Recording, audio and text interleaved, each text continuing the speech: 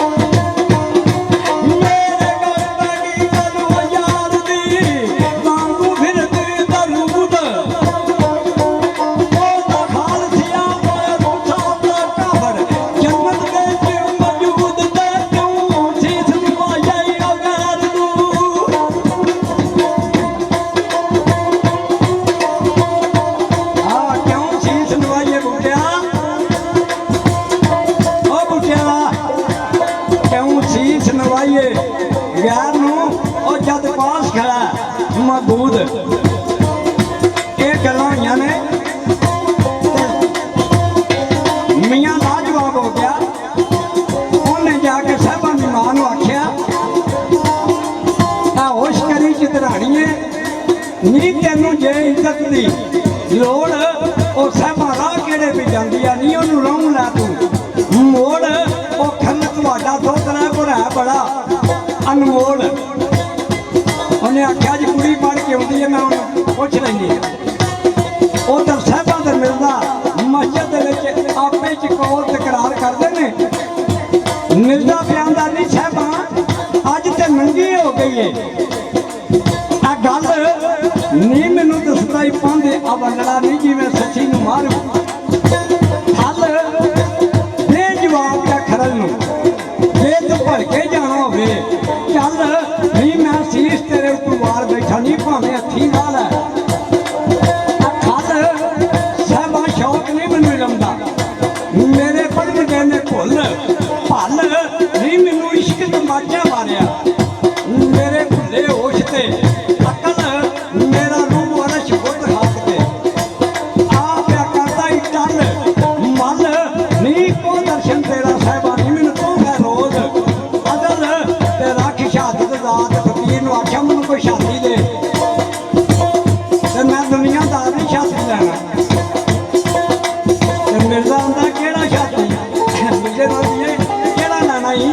ਉੱਥੇ ਸਾਹਿਬਾ ਕਿਹੜਾ ਸ਼ਾਦੀ ਦੇਣ ਲੱਗਿਆ